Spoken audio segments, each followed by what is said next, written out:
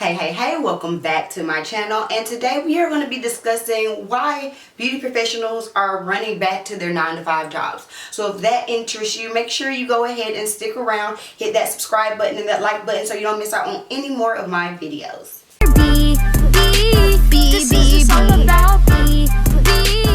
Stokes styling. Okay, so I've been scrolling through the TikTok and there is this trend, I guess, of beauty professionals and stylists going back into 9-to-5 professions, and it got the girly shook. Now I have a few theories as to why that might be happening, and I thought it was important for me to discuss it as a cosmetologist for almost 10 years. My first theory is that a lot of these people that are going back to their 9-to-5s were never actually licensed beauty professionals to begin with. My service provider girlies, lashes, hair, all that. I'm about to help y'all. This is how y'all can stop going back to 9-to-5s. I'm about to give you some tips. Number one, go get licensed. I know ain't nobody want to say it, but y'all don't know how to do things that y'all were never trained to do. YouTube University is great, but y'all don't know how to retain clients, retain hair length, take care of hair, trim hair. Y'all don't know how to do none of that stuff that your customers and the internet is telling y'all that y'all need to do because y'all don't know how. If you go get licensed, go to cosmetology school, learn the skill, then charge the price. Because y'all be out here trying to charge $200 for a silk press and you don't even know how to properly trim ends. In my opinion, 2020 and the pandemic created the rise in the stylist, okay? And I think that there is a difference between a stylist and a cosmetologist. Don't bite my head off about it, but let me explain. A cosmetologist is someone who went to school, who took theory, who passed a state board test, and who has anywhere from 800 to 2,000 hours worth of experience in the beauty industry before being able to accept clients and actually getting paid for it. In my opinion, a hairstylist is someone who is naturally talented at doing hair and who is able to create a specific style or look for you, but not necessarily like maintain your hair and treat your hair and do all the things that make your hair flourish. And once the pandemic hit and a lot of salons were shut down, people were going to people's homes just to get the style that they saw on Instagram versus actually getting some hair treatment. Now don't get me wrong, I'm not saying that there's anything wrong with hairstylists. That's not at all what I'm saying. But I do think that there is a difference between someone who was dedicated into going to school and taking all the steps to learn about the hair and someone who can just create a nice style. For instance, when I went to cosmetology school, it was required for you to shampoo your client's hair. That was a requirement, no questions asked. I don't care if you just shampooed it before you came in, you're sitting in my chair. I am required by law to shampoo you again. Some of the horror stories I've been hearing about stylists, and I say that loosely, made my jaw drop. What do you mean you guys charge fees to shampoo somebody's hair? Like, I think it's very different to me because in my school, it's mandatory. When you have someone who comes in to get their hair flat ironed, it is literally mandatory that you shampoo their hair and blow dry it. Some of y'all are out of line for charging that because it doesn't make logical sense, right? When you have someone sitting in your chair, you don't know what they got going on in their scalp and their hair. You want to get to know the person's hair as much as possible. So if you just clamp on some flat irons, you don't know if their hair is clean, you don't know if it's dirty, you don't know if it got lice, you don't know what the fuck it got going on. You just flat iron the shit and call it a day. That's very alarming. That is why I always say that if you're going to someone for a hairstyle, especially a hairstyle other than braids, and you have to come halfway done, that is a red flag. Speaking of red flags, I have a whole video on how to spot red flags when you're picking a stylist online. Link it up here in the card above. But let's be real. Some of y'all are okay with accepting the bare minimum because you're going to get that 30-inch bust down middle part frontal that you've seen all the girlies want, and so you're just going to do it. But then when you get into that person's chair, you realize that they lack professionalism, that their policies are off the wall, that you don't like, essentially how you were treated, and so you come one time and then you don't come back. In order to be successful in the beauty industry, you can't have a whole bunch of one and done clients. You have to build a clientele. And I think when you don't have the proper education and when someone is coming to you just for one specific style, and they're not coming to you again, you are not going to be able to properly sustain yourself. That is possibly the reason why some of these stylists are going back to a regular 9-to-5 job. They were never trained anyway.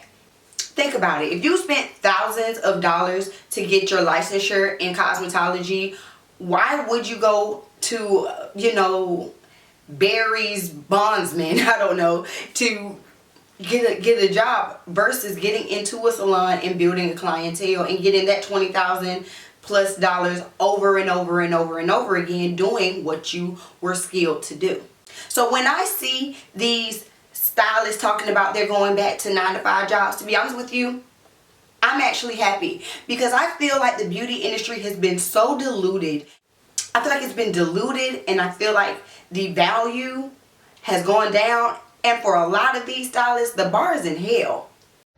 Are really pathetic. And the only reason that these entrepreneurs are going back down on a piece of paper, fold it up tightly, and put it up your sis, sister, come here. Because baby, this right here, this your mouthpiece, that's why us entrepreneurs and small business owners are having to go back to the 9-to-5 workplace. Now, me personally, y'all know I'm a Houston hairstylist / braider. I'm not in that position because 1, I know how to hustle, and 2, I know how to save money. We only stay in business if we do right by our clientele. We pay our bills by having customers, and we have to treat them right. We have to stop trying to get over them. We have to have our prices decent. We have to give them great customer service. Baby, you ain't seen that the Keith Lee shit? Baby, one person can ruin your fucking business. So, but you right here, it looks like you're in the skin industry. Baby, you can't be talking to these people like this. You cannot be talking to these people like this. I've had to learn on my own when I first got into this TikTok shit. I cannot be talking too reckless out the side of my mouth. Now, I'm gonna say what I have to say at the end of the day, but you got to go about it a different way. Like, we have to do right. We have to do right. It's not the seasoned stylists that have a consistent clientele who have built a reputation within their community for being a professional. Those aren't the people that are talking about going back to 9-to-5s. It's people who, you know, were doing this as a hustle, who were doing it out the house, who were not educated on things, who are unable to maintain policies, who are unable to even be on time and be professional when the appointment's at your house. Those are the type of people that I'm seeing are going back to the workforce. And I say, more power to you. And clients, I feel like y'all should be happy to see this, because now you should be able to find more reputable people who will be able to actually service you and service you for more than just one style. Another reason I think that some stylists or beauty professionals might be going back to a 9-to-5 is because of the cost of living and inflation. Let's just call a thing a thing. I know that clients get upset because they feel like prices are raising and, you know, everyone is trying to get a bag.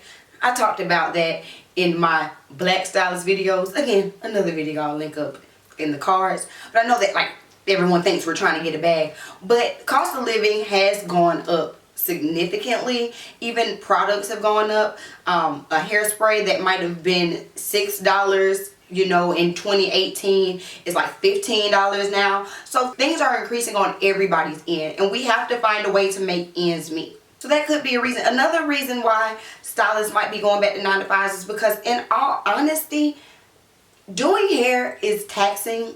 Specifically doing hair, and any of these beauty professionals in general, whether it's doing hair, nails, eyelashes, all of that is taxing on your body. It is a lot on your body to be standing on your feet for 8 hours, you know, blow drying, and, you know, all of the carpal tunnel, those repetitive movements.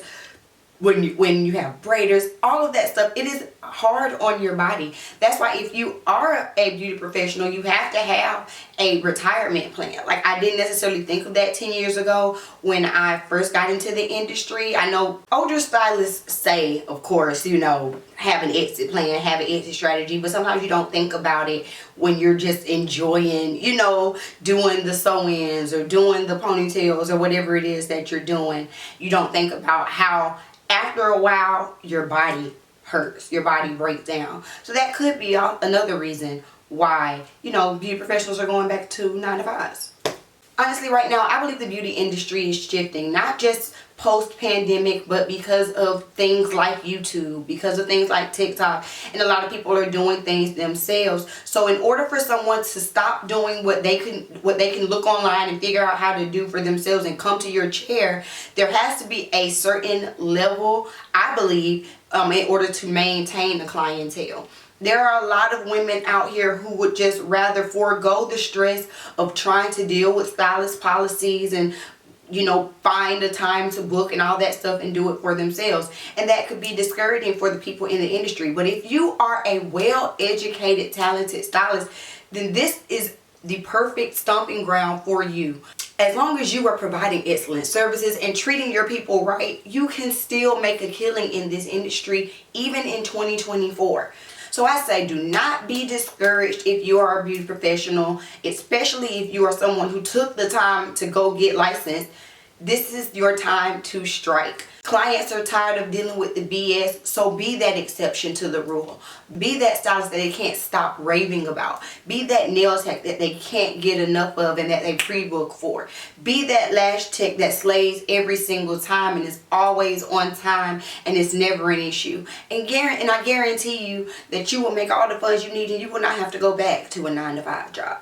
That's it. That's all I have to say about this topic. Y'all drop down in the comments below and let me know if you're a beauty professional and you're thinking about running back to the rat race. Tell me why. If you're a client and you've been seeing a whole lot of stylists kind of drop the ball when it comes to being in the industry, tell me your experiences. I want to hear them all down below.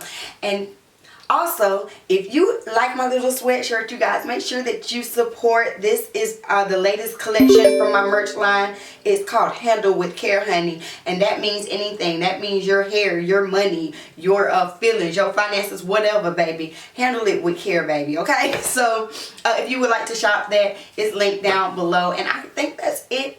I'll make sure I'll see y'all in the next video. Don't forget to like, comment, and subscribe. And I'll see y'all next time. Peace. This is a quick snippet of my Go Without Glue course. Join this course if you are a woman suffering from alopecia so that you can learn how to choose, install, and maintain a medical wig. And for a limited time, I have a special promo code. Enter promo code INTRO to receive $50 off of this course. You do not want to miss it. Make sure you head on over to www.bssu.com and join my course today. To everyone else, don't forget to follow me on all socials, links in the D box. I'll see y'all in the next video. Peace.